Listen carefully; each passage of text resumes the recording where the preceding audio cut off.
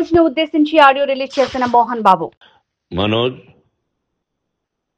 నువ్వు నా బిడ్డవి.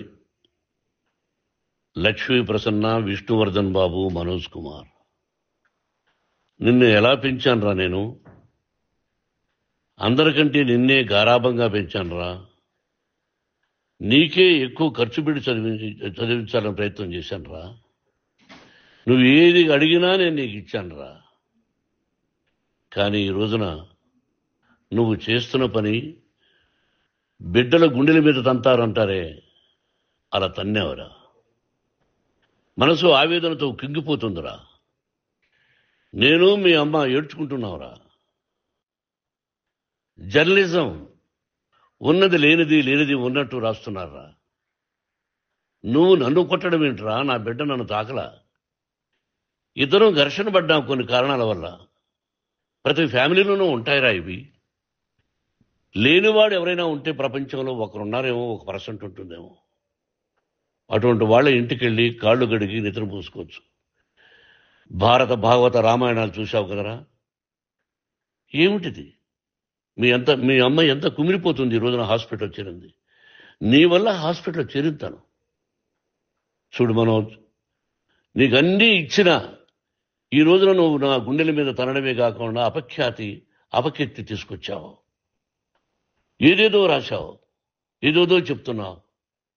కొంతమంది జర్నలిస్టులు ఉన్నది లేనిది, లేనిది ఉన్నట్టు రాసేవాళ్ళ తత్వం వాళ్ళకి. ఎందుకంటే టీఆర్పీ పెరగాలి. ఇది వాళ్ళ నైజం. మనం మార్చలేము. వాళ్ళందరి మీద మన కోర్టుకు వెళ్ళలేము. వాక్ స్వాతంత్రం అంటారు, ప్రజాస్వామ్యం అంటారు. ప్రజాస్వామ్యంలో కూడా కొన్ని హద్దులు ఉన్నాయి. ఇది నీకు తెలుసు అనుకున్నా. ఎంత మంచి నటుడివి నువ్వు. నీ భార్య మాటలు విని తాగుడుకు అలవాటు పడిపోయావు. వింటున్నావా మనోజ్? ఎవరిని నమ్మాలో ఎవరిని నమ్మకూడదో పరిస్థితి తీసుకొచ్చావు. విద్యాలయాలు ఎంత గొప్పవిరా. మనం 25% కులమతాలకు అతీతంగా ఫ్రీ ఎడ్యుకేషన్ ఇస్తున్నాంరా. క్యాస్ట్ అనేది తీసేశానురా 92లో ప్రాస్పెక్ట్స్లో. నువ్వు చదువుకున్నావురా. అక్కడ చదువుకున్న బిడ్డలు IAS, IPS అయ్యారురా. ఎంతో మంది గొప్పవాళ్ళు అయ్యారురా. నువ్వు నటుడుగా ఎంతో గొప్పవాడివి. తాగుడుకు అలవాడబడి నువ్వు నీ భార్య ఇంట్లో బిహేవ్ చేస్తున్న విధానం ఆ భగవంతుడు సర్వేశ్వరుడు తెలుసు. భగవంతుడు చూస్తున్నాడు రా. నేను తప్పు చేసినా, నువ్వు తప్పు చేసినా, ఎవరు తప్పు చేసినా. ఎంత అవకాశం ఇచ్చావు మాట్లాడుకునేదానికి అందరికీ. ఇన్ని సంవత్సరాల్లో మన విద్యాలయాల్లో ఒక్క తల్లి కానీ ఒక తండ్రి కానీ ఏమైనా చెప్పారా? ఆ బిడ్డలు మన బిడ్డలు రా. మీరెంతో నాకు అక్కడ ఉన్నవాడు కూడా నా కూతుర్లు, నా కుమారులు. ఎంతమందికి ఫ్రీ ఎడ్యుకేషన్ ఇస్తున్నావు. వాడి దగ్గర ఏది ఆశించరా. నువ్వు ఎందుకు ఇలా తయారైపోయావు? ఎందుకు ఇంట్లో ఉండే పని వాళ్ళందరినీ కొడుతున్నావు? పనివాడు వాడు పని చేసుకోవడానికి మన ఇంటికి వచ్చాడు రా. ఆ పనివాడిని కొట్టడం చాలా మహాపాపంరా. నేను వేరురా. నేను దండించడం వేరురా. నేనెవరిని ఆ చిన్న చిన్న వాళ్ళని కొట్టి ఇచ్చేసి చేయలేదురా. సినిమా ఇండస్ట్రీలో మోహన్ బాబు కొడతాడు, తిడతాడు అంటే అది షూటింగ్లో జరిగి ఉండొచ్చేమో. కానీ ఇంట్లో ఉండి 10 సంవత్సరాల నుంచి 20 సంవత్సరాల నుంచి పనివాళ్ళు ఉన్నారు. నేను ఇంట్లో లేని సమయంలో వాళ్ళందరినీ కొట్టి వాళ్ళ ఫోన్ లాక్కొని ఒకడైతే చచ్చిపోవాలి. వాడు పోలీస్ కంప్లైంట్ ఇచ్చి ఉండొచ్చు. నేను వద్దు అని వాడిని బతిమాలాడు. పోలీస్ కంప్లైంట్ కూడా ఇవ్వలా. ఇంకైనా నువ్వు నీ భార్య మారి బయట ఉండండి రా అన్నాను నేను. లేదు డాడీ, తప్పు చేయలేని ఒకసారి వచ్చావు, మళ్ళీ తప్పు చేశావు, మళ్ళీ వెళ్ళావు, మళ్ళీ ఈసారి తప్పు చేయనన్నావు. ఏమండి వీడు తప్పు చేయడం అని మీ అమ్మ చెప్పింది. ఇంట్లో పెట్టుకున్నా.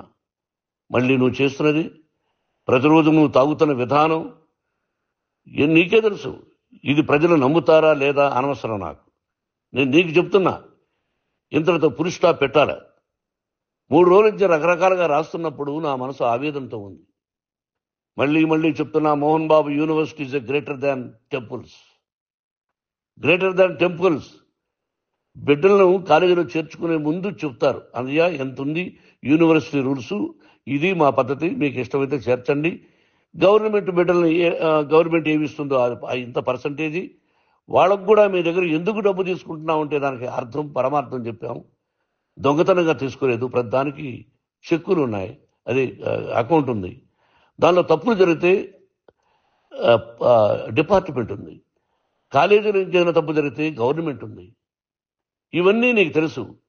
ఈ రోజున ప్రపంచంలోనే నెంబర్ 1గా చేయాలని మీ అన్న కష్టపడి ఇతర దేశాల్లో నెంబర్ 1 యూనివర్సిటీ టైఅప్ చేశాడు. ఈ రోజు నువ్వు చేసిన విధానం ఏమిటి? నువ్వే ఒకప్పుడు నాకు ఇవి ఏమొద్దు నేను యాక్టింగ్ అన్నావు, ఈ రోజున ఏం చేస్తున్నావు? విద్యాలయాల మీద పెట్టావు. తల్లిదండ్రులు చాలా గొప్పవాళ్ళరా. కొంతమందికి డబ్బు కట్టలేకపోవచ్చు, కట్టని వాళ్ళకు కొంత సహాయం చేసాం, అంతా సహాయం చేయలేము. బ్యాంకుల్లో డబ్బు కట్టాలి, లెక్చరర్స్కి డబ్బులు ఇవ్వాలి, యూనివర్సిటీ బ్రహ్మాండంగా నడపాలంటే మంచి లెక్చరర్స్ కావాలి. ఇవన్నీ తెలిసి చేస్తున్నావురా 32-33 సంవత్సరాల నుంచి. అది పక్కన పెడితే అందరినీ కొట్టడానికి వస్తావు, మీ అన్నం తిడతావు. ఒక వ్యక్తి వినయ్ గారనే ఆయన వ్యక్తి హెల్ప్ చేయడానికి వస్తే ఆ వినయ్ ఎవరు లజ్జాగుడికి చంపేస్తాను వాడు అన్నావు. ఇవన్నీ ఎంత తప్పురా? అంటే మీ నాన్నగారికి ఎవరు సహాయం చేయడానికి వస్తే వాళ్ళందరినీ లజ్జాగుడుకులు అంటావు, చంపేస్తానంటావు. మీ అన్నను చంపేస్తానన్నావు, చంపరా చూద్దాం మీ అన్న నేనే అన్నా, తాకరా నీ ధైర్యం ఉంటే అన్నా. ఎంతమందిని చంపాలనుకుంటున్నావు, ఎంతమందిని చేయాలనుకుంటున్నావు, నువ్వు ఏం సాధించాలనుకుంటున్నావు? ఆలోచించుకో. ఈ ఇంట్లోకి అడుగు పెట్టడానికి నీకు అధికారం లేదు. ఇది నా కష్టార్జితం. మా నాన్నగారు 10 రూపాయలు 10 పైసలు కూడా ఇవ్వలేదురా, మంచి జన్మనిచ్చాడు మా నాన్నగారు. మద్రాసుకు వెళ్ళి వీధుల్లో అడుగు తిన్నానురా, ఒక పూట కూడా భోజనం లేకుండా అడుగు తిన్నానురా. న్యాయంగా మోహన్ బాబు తిడతాడు కొడతాడంటారు కానీ మోసగడనం లేదురా. నీట్ పార్లమెంటేరియన్గా బయట వచ్చానురా. నువ్వు నా పరువు ప్రఖ్యాతులు మంట కలిపావు. ఏమిటి నేను చేసిన అన్యాయం? నీకు జన్మనిచ్చాను, అదా నేను చేసిన పాపం. అందుకే ఇది నా ఇల్లు అన్నావు. నువ్వు నీ ఇల్లు కాదు, నీ కష్టార్జితంతో నువ్వు సంపాదించుకున్న ఇల్లు నీది. ఇది నా డబ్బు, నా కష్టార్జితం. నా కష్టార్జితంలో నేను పిలిస్తేనే మీరు ఇంట్లోకి రావాలి. అటువంటిది పోగొట్టుకున్నావు నువ్వు. ఆస్తులు అంటావా, ముగ్గురికి సమానంగా రాయాలా లేదా అది నా ఇష్టం. ఆస్తులు ఇస్తానా, లేకపోతే గంగపాలు చేస్తానా, లేకపోతే ఎవరికైనా దానధర్మాలు చేస్తానా, అది నాకు సంబంధించిందిరా, నా కష్టార్జితం రా. మీరు చేస్తున్న విధానం గుణగణాలు కావాలరా. మందు తాగచ్చురా, ఎంత తాగాలి? నేను కూడా 1 or 2 పెగ్స్ తీసుకుంటా. ఇది తప్పు కాదు, జనానికి తెలియాలి. నా డబ్బు ఇది.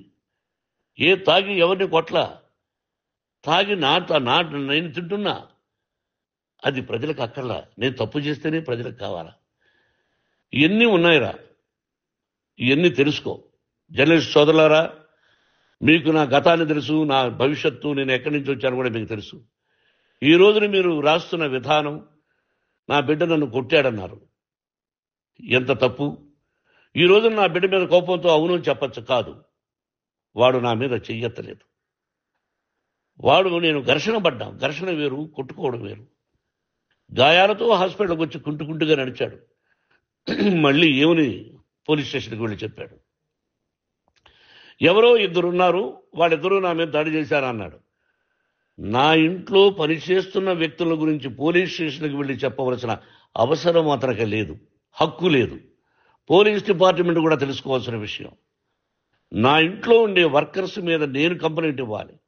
నువ్వు పర్మిషన్ లేకుండా నా ఇంట్లోకి నువ్వు చొరబడి ఈ ఇల్లు నాదంటూ ఇంట్లో పనిచేస్తున్న వర్కర్స్ మీద కంప్లైంట్ ఇచ్చావు. అది ఎంతవరకు పోలీసు న్యాయమో రూల్సో చూద్దాం. పోలీస్ డిపార్ట్మెంట్ ఇంటికి వచ్చింది, వాళ్ళకి రాశాను ఉత్తరం, అయ్యా నేను సీనియర్ సిటిజన్ని, నాకు రక్షణ లేకుండా ఉంది, నా బిడ్డ వల్ల నా ఇంట్లో నుంచి నా బిడ్డను పంపించేసి ఇది నా ఇల్లని. వాళ్ళు నాకు సమాధానం ఇవ్వకపోగా ఎవరిని పట్టించుకోలేదు. ఇప్పుడు పోలీసు వాళ్ళు వచ్చి ఏమన్నా రూల్స్ ప్రకారం నా బిడ్డ ఇంట్లోకి రాకూడదంటే మాకు హయ్యర్ డిపార్ట్మెంట్, హయ్యర్ అథారిటీ వాళ్ళు ఫోన్ చేశారు, మీరు ఎవరిని స్టాప్ చేయొద్దండి, బయట నుంచి ఎవరైనా వస్తే వాళ్ళని స్టాప్ చేయండి అన్నారు. 2 రోజుల నుంచి 10 మంది 20 మంది వస్తున్నారు. వాళ్ళు అలా చూస్తూ నిలబడ్డారు, వాళ్ళు ఫోటోలు తీసుకున్నారు, వాళ్ళ మీద మళ్ళీ వదిలేస్తున్నారు. ఎవరిని నిందించాలి? But I give respect to the police department. వాళ్ళకి ఏ అధికారి ఫోన్ చేశాడో, ఆ అధికారికి ఏ పొలిటీషియన్ చేశాడో అది వాళ్ళకే వదిలేస్తున్నా. కాబట్టి వాళ్ళు పోలీస్ కంప్లైంట్ ఇచ్చినా కూడా మేము సంబంధం లేదని అంటున్నారు కాబట్టి నేను నా బిడ్డను నిన్ను నాపు చేస్తున్నా. నువ్వు ఇంట్లోకి వచ్చే అధికారం నీకు లేదు. నువ్వు వచ్చి నీ బిడ్డను తీసుకెళ్ళు. సంతోషం. నువ్వు రాలేదు, నీ బిడ్డను జాగ్రత్తగానే చూసుకుంటావు. Take care your daughter, that's all. మీ అమ్మ హాస్పిటల్లో అడ్మిట్ అయింది. రేపో ఎల్లుండో మీ అమ్మను పిలిపించి బాగైన తర్వాత ఇదిగో నువ్వు నీ కొడుకు బిడ్డను తీసుకెళ్ళి వాడికి అప్పచెప్పని చెప్తాను పోలీసు వాళ్ళ ఆధ్వర్యంలో. ఇది 100% జర్నలిస్టు సోదరులారా, పులి స్టాప్ పెట్టండి. మీకు కుటుంబాలు ఉన్నాయి, మీ యజమానులకు కుటుంబాలు ఉన్నాయి. మీ కుటుంబాల విషయాలు, మీ యజమానుల కుటుంబాల విషయాలు మేము ఎవరు జోక్యం చేసుకోవాలా. మేము నటీనటులం.